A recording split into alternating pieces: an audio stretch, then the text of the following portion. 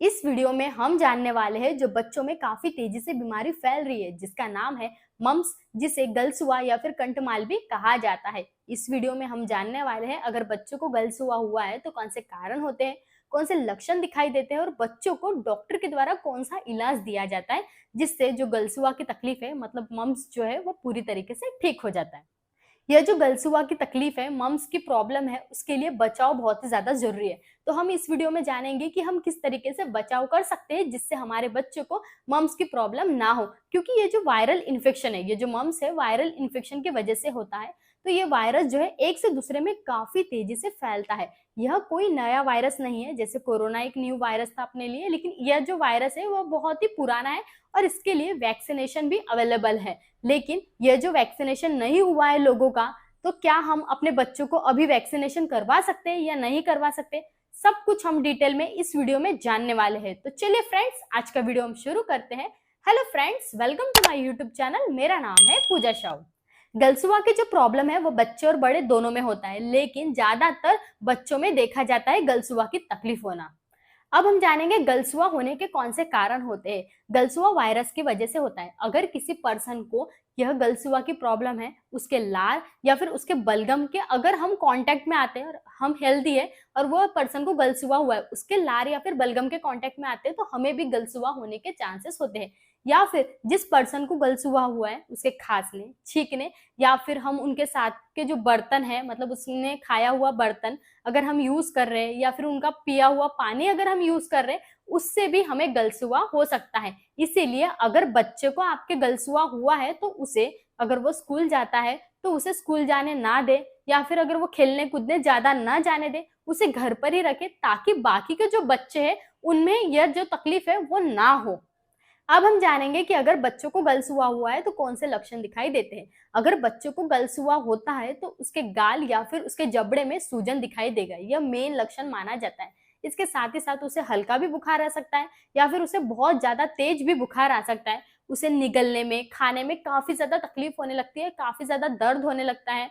उसे भूख नहीं लगना या फिर थकान लगना या फिर उसके शरीर में मांसपेशियों में दर्द होना, ये सारे लक्षण दिखाई देते हैं। यह अगर लक्षण दिखाई दे रहे हैं तो नॉर्मल है, लेकिन इसके साथ ही साथ अगर उसे और भी दूसरे लक्षण दिखाई दे रहे हैं, जैसे कि बहुत ही सीरियस लक्षण दिखाई दे रहे हैं, जैसे उसे लाइट से सेंसिटिविटी हो रही है, या फिर इसके साथ और भी कोई लक्षण दिखाई दे रहे हैं, तो तुरंत डॉक्टर के पास जाना चाहिए। क्योंकि यह बीमारी तो नॉर्मल है, कुछ दिनों में ठीक हो जाती है, लेकिन ये जो नॉर्मल बुखार आना, दर्द होना, सूजन आना, यह नॉर्मल है। लेकिन अगर उसे सेंसिटिविटी हो रही है लाइट वगैरह से, या फिर उसे याददाश्त जा रही है उसकी, या फिर सुन नहीं पा रहा है, तो ये कॉम्प्लिकेशंस देखे जा सकते हैं। तो उस कंडीशन में हमें तुरंत डॉक्टर के पास में जाना चाहिए।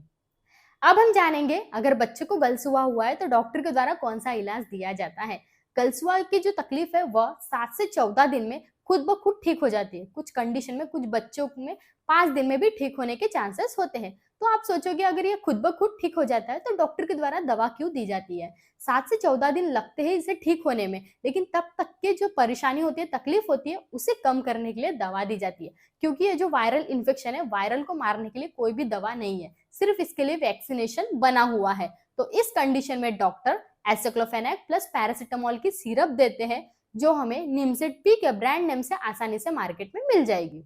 या फिर आप कोई भी ब्रांड का ले सकते हो जिसके अंदर में एसाइक्लोफेनेक प्लस पैरासिटामोल मॉलिक्यूल हो। यह जो सिरप है वह 1 साल से लेकर 4 साल तक के बच्चों को 2.5 ml और 4 साल से ऊपर बच्चों को 5 ml दिया जाता है। यह सिरप क्या करता है, जो बच्चों को दर्द हो रहा है उसे कम करने का काम करता है, और अगर बच्चे को हल्का बुखार है तो इसी सिरप से ठीक हो जाता है। अगर बच्चे को दर्द के साथ ही साथ बहुत ज्यादा तेज बुखार चढ़ रहा है तो उस कंडीशन में बच्चे को कालपोल सायरप दी जाती है। जो 1 साल से लेकर 4 साल का बच्चा है तो उसे सेम 2.5 ml देंगे, और 4 साल से ऊपर है तो 5 ml देंगे। ये जो बुखार की सिरप है वह बच्चे को दिन में 3 बार भी दे सकते हैं। अगर बुखार नहीं उतर रहा है या फिर बहुत ही ज्यादा तेज है तो उस कंडीशन में, या फिर चढ़ उतार हो रहा है, तो आप दिन में 3 बार भी दे सकते हो। इस तरीके से ट्रीटमेंट दिया जाता है। उसके साथ ही साथ आपको क्या करना है, हॉट वाटर बैग लेना है जिसमें आपको गर्म पानी डालना है, और ज्यादा गर्म ना हो पानी, हल्का हल्का गर्म हो, जिससे आपको सेकाई करना है। अगर आपके पास हॉट वाटर बैग नहीं है तो आपको क्या करना है, एक सूती का कपड़ा लेना है, तवा हल्का सा गर्म करना है, हल्का, ज्यादा तेज गर्म ना हो, और वो कपड़ा रखने के बाद में थोड़ा सा चेक कर लेना कि नॉर्मल बच्चा सह सकता है या नहीं। फिर उसके हिसाब से उस कपड़े से आपको गाल की या फिर जबड़े की जो है वो आप सेकाई कर सकते हो। अब हम जानेंगे कि अगर हमारे बच्चे को गलस हुआ नहीं हुआ है तो हम कैसे बच सकते हैं। इसका सबसे बेस्ट ऑप्शन है, सबसे अच्छा तरीका है इसका MMR वैक्सीनेशन करवाना। अगर आपके बच्चे को वैक्सीनेशन नहीं करवाया है आपने, तो आप अभी भी अपने बच्चे का वैक्सीनेशन करवा सकते हो, क्योंकि अगर वैक्सीनेशन नहीं करवाए तो आपके बच्चे को गलसुआ होने के ज्यादातर चांसेस होते हैं। और अगर बच्चा वैक्सीनेटेड है उसे कॉम्प्लिकेशंस भी नहीं आते हैं। मतलब अगर किसी को वैक्सीनेशन नहीं हुआ है और गलसुआ हुआ है तो कॉम्प्लिकेशन ज्यादा होने के ज्यादातर चांसेस होते हैं। इसीलिए वैक्सीनेशन जो है बहुत ही ज्यादा इंपॉर्टेंट है। MMR जो वैक्सीनेशन है यही आपके बच्चे को बचा सकता है। फ्रेंड्स, अगर यह वीडियो इंफॉर्मेटिव लगी हो तो please like, share and subscribe कीजिएगा। Thank you so much friends, मिलते हैं नेक्स्ट वीडियो में।